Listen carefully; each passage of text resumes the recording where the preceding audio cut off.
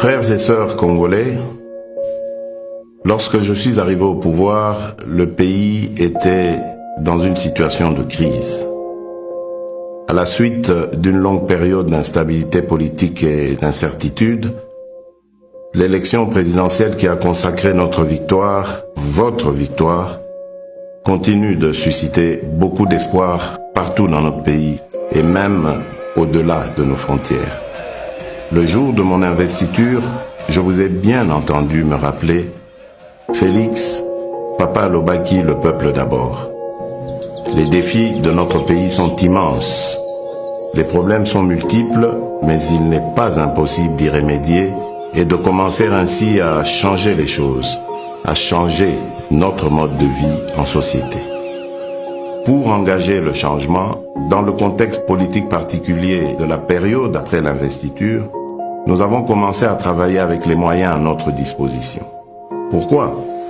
Parce que face au désir ardent de changement immédiat qui traverse tout le pays, nous avions décidé de ne pas croiser les bras en spectateurs passifs.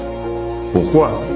Parce que quand on veut changer les choses, on n'attend pas de réunir toutes les meilleures conditions. Nous avons lancé le programme des 100 jours. Ce programme ne va sûrement pas résoudre tous nos problèmes en quelques mois, mais il est un début de solution. Nous avons commencé à doter nos villes de certaines infrastructures routières et d'apporter les réponses dans la production agro-industrielle ainsi que dans le domaine de la santé et dans bien d'autres. Nous avons ouvert plusieurs chantiers un peu partout. Ces chantiers, une fois finalisés, vont soulager déjà quelques-uns de nos problèmes.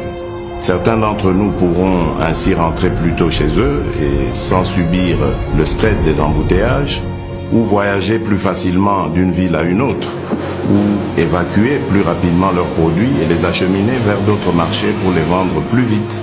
D'autres vont enfin avoir accès à l'éclairage public, à l'électricité, à l'eau dans leurs habitations. Le programme des 100 jours nous donne la preuve que par notre volonté, seuls nous pouvons trouver des solutions à nos propres problèmes et surtout apporter des changements positifs à notre cher pays. Le grand changement que nous attendons, le changement que vous souhaitez, ne sera possible que si chacun de nous tous, Congolaises et Congolais, adopte la même attitude responsable face aux problèmes et défis qui sont les siens, qui sont les nôtres. Le vrai changement commence par chacun et chacune d'entre nous. Nous devons changer et incarner le changement partout où nous sommes pour que le pays évolue. Aussi petit soit l'impact de l'action que vous pouvez prendre là où vous êtes, elle reste importante pour atteindre l'objectif, le changement.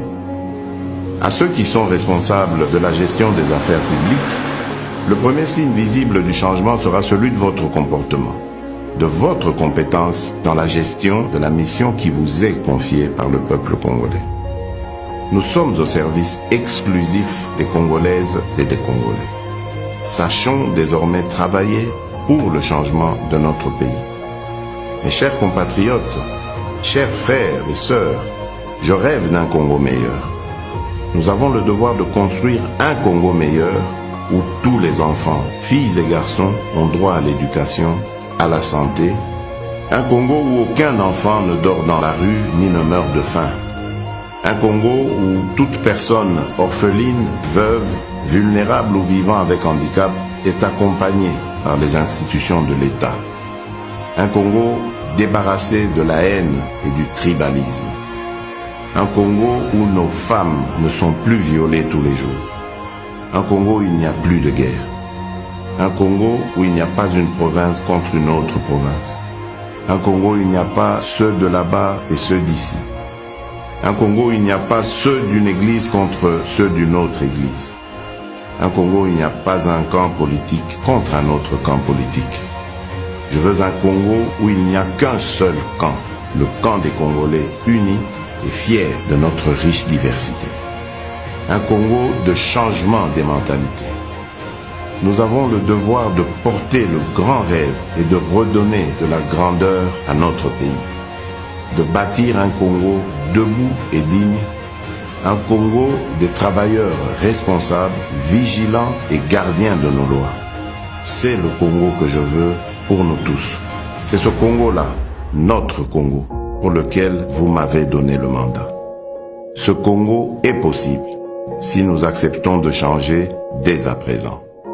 Oui, ce Congo est possible. Que Dieu bénisse la République démocratique du Congo.